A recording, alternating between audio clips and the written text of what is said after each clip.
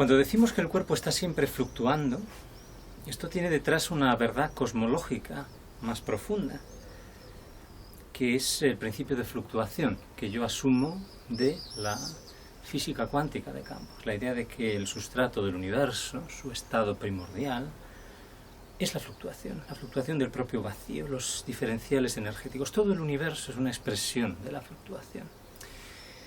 Esto no quiere decir que esa fluctuación, esa variación indeterminada de diferenciales, de los que también nuestra fluctuación corporal es una expresión, sea una especie de caos absoluto. Quiero empezar por descomponer este dualismo terrible que acosa a nuestra cultura desde tiempos de Platón, que cobrando distintos nombres y que hoy podríamos llamar el dualismo orden-caos, o también entropía-negantropía.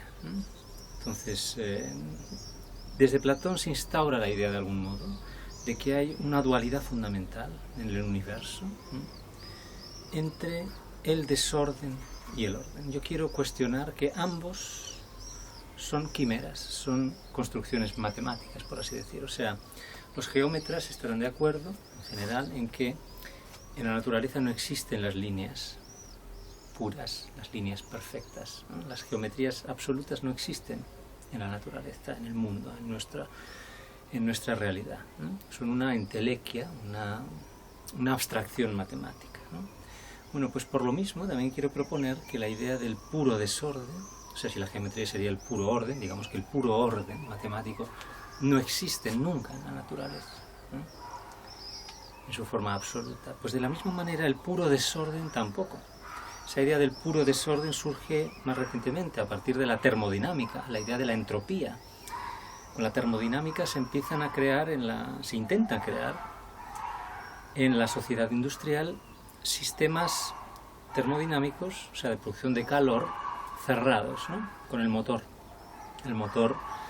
de vapor que subyace a toda la era industrial.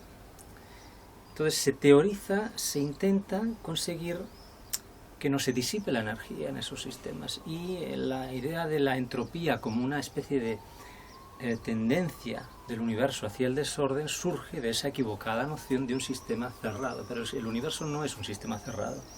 Entonces, dentro de esa concepción de la termodinámica como una tendencia del universo a disiparse la energía, la teoría de la evolución y de la vida, con Darwin y otros, surge como una especie de contratendencia, ¿no? Una tendencia negentrópica, a crear orden dentro de esa tendencia al desorden, ¿no? Entonces, digamos que esto es una nueva iteración de un fantasma platónico muy profundo, ¿no? Digamos que en la primera filosofía esto todavía no existía, estaba en ciernes, ¿no? Era una filosofía del movimiento. Los pitagóricos empiezan a hablar del límite, del número, ¿no? del orden subyacente, pero todavía en una visión dinámica. Es Parménides el que introduce la idea de una fijeza absoluta como única verdad, lo que yo creo que es el giro más radical y trágico que ha habido en un sistema de pensamiento alguno.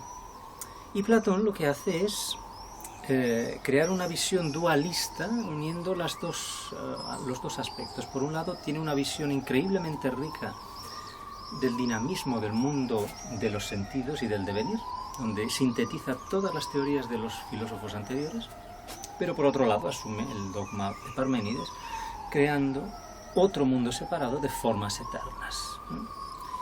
¿Cómo se comunican unas con otras? Pues bueno, se inventa un tercer medio, que es la hora o el hipodoque, el receptáculo del devenir, que es también el espacio, que sería una especie de arcilla universal donde se manifiestan copias imperfectas de las formas eternas. ¿Cómo? Pues bueno, parece que es a través del movimiento justamente, pero esto no queda muy claro, ¿no?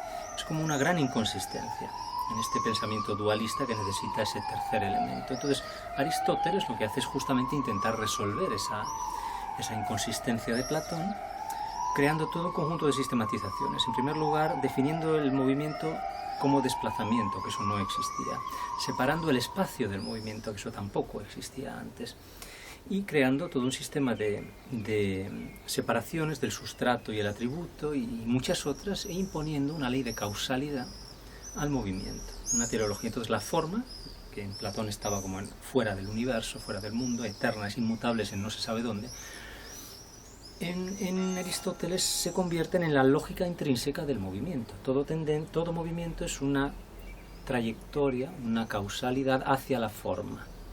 Entonces la forma está en el movimiento mismo como ley universal. Y esa es la herencia que tenemos, de algún modo, ¿no? Luego con el mecanicismo eso empeora mucho más, porque el movimiento pasa a ser un accidente puro y duro de los cuerpos. Entonces, este fantasma del orden y el desorden, ¿no? Esta idea de que por un lado hay pues un mundo de orden puro, ¿no? Y por el otro un terror al puro desorden, es algo que nos viene, como os he explicado, esta genealogía sucinta de una raíz del pensamiento occidental, de este dualismo platónico. Yo quiero proponer que ni existe uno ni existe el otro. Entonces, nuestra concepción moderna del desorden puro viene un poco de la entropía, de la termodinámica, ¿no? Es de ahí de donde surge la idea de que el mundo en realidad es impredecible, no como nos decía el mecanicismo. Hay una tendencia al desorden, ¿no? A la disipación. Entonces eso hay que contrarrestarla, y la vida es esa lucha, ¿no? Esa especie de lucha continua contra la tendencia al desorden. Yo creo que ambas son profundamente falsas. Y la fluctuación, tal como yo os la quiero proponer, no es ni una cosa ni otra. La fluctuación no es el puro absoluto desorden, ese ruido matemático, ¿no? El puro ruido, la pura aleatoriedad. La pura aleatoriedad no existe en el universo. La fluctuación es una variación indeterminada que va creando diferenciales dentro de sí misma y propagándose a través de sus propios diferenciales. Toda la cosmología del Big Bang tiene que ver con eso. Es como a partir de la fluctuación se despliega un universo y se va afinando mientras se despliega en todas sus vibraciones subatómicas, al mismo tiempo que crea sus dimensiones espaciotemporales, ¿no? Y se crean las particulares equilibrios o desequilibrios que definen este universo, entre otros, ¿no? Otros universos pueden tener otros equilibrios porque las fluctuaciones habrán creado otros equilibrios de vibraciones subatómicas, de relaciones dimensionales, etcétera, etcétera, ¿no? Entonces cada universo es una especie de expresión de la fluctuación, ¿no? Pero lo que yo propongo es que la fluctuación tiene un movimiento intrínseco de variación, por cómo fluctúan dentro de sus fluctuaciones. O sea, dentro de cada región diferencial de energía-densidad se crean nuevos diferenciales y se propagan a su vez en otros, ¿no? Pero siempre de forma diversa, no es homogénea, no es un ruido blanco, ¿no? Como ese de la televisión, esa señal aleatoria. No, eso ya son más tendencias a la abstracción matemática creada por sistemas justamente que han creado esas abstracciones, ¿no? En el universo yo creo que en general no se da nunca ni el orden puro ni la... Entonces lo que hay es que permitir que esa fluctuación se exprese en su variación. Cuando intentamos bloquearla con alineamientos es cuando justamente se produce la disipación. Cuando alineamos el movimiento excesivamente imponiéndole un orden es cuando surge la disipación del puro desorden. Entonces, por eso nos cansamos cuando estamos alineados, se disipa la energía cuando alineamos y forzamos el movimiento. Lo que hay es que dejar que la fluctuación del cuerpo varíe, entenderla, escucharla, dejar que en nuestra actividad cotidiana, desde que nos levantamos hasta que nos acostamos, no forzarla, sino dejar que fluya y que crezca y que varíe, ¿no? Y para eso la mejor herramienta es escuchar nuestra propiocepción, el sentido interno de movimiento del cuerpo, que es donde se expresa esa fluctuación cósmica, por así decirlo, de una manera increíblemente compleja. El cuerpo tiene su inteligencia, está constantemente fluctuando y deberíamos escuchar mucho más esa fluctuación para evitar esa disipación energética que viene cuando intentamos imponerle a la fluctuación un alineamiento. Es entonces cuando surge ese desorden. Creo que es vital romper ese dualismo del orden y el caos, que es lo que subyace a muchos intentos de imponer órdenes que no procederían en realidad. Y bueno, esa especie de fantasma de el miedo entrópico, lo llamo yo, el miedo entrópico, el miedo al desorden, ¿no? Es un gran fantasma cultural que creo que hay que cargarse. Ahí es donde yo reivindico la etimología antigua de la palabra caos. Caos, en su antigua etimología, no quiere decir desorden, en absoluto. En las antiguas cosmogonías el caos es una apertura, una especie de caverna que se abre, un bostezo. Tiene que ver con la etimología de hasjo, bostezo. Entonces es como un movimiento casi corporal de apertura, ¿no? Una apertura primordial, por así decirlo, ¿no? Puede entenderse como una separación o como un intervalo también. Puede atenderse de muchas maneras, ¿no? Una apertura.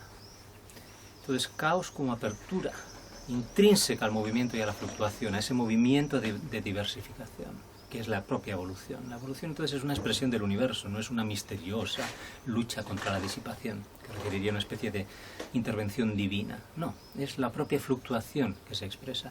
Lo que pasa es que dentro de la fluctuación, como una de sus expresiones, anómala pero dominante, está cuando se producen tendencias a la reducción, o sea, de pequeñas burbujas. Dentro de esas diferenciaciones energéticas se crean a veces pequeñas burbujas, ¿no? Como los agujeros negros, como nuestra propia cultura. Eso que llamo el algoriceno, la era de los algoritmos, esa tendencia a reducirlo todo cada vez más. Eso es un agujero negro también, que se crea también como una de las expresiones de la fluctuación. Todas las culturas son expresiones de la naturaleza y de la fluctuación, pero algunas son muy reductivas. Y eso es lo que tenemos que contrarrestar, reivindicando nuestra capacidad de movimiento.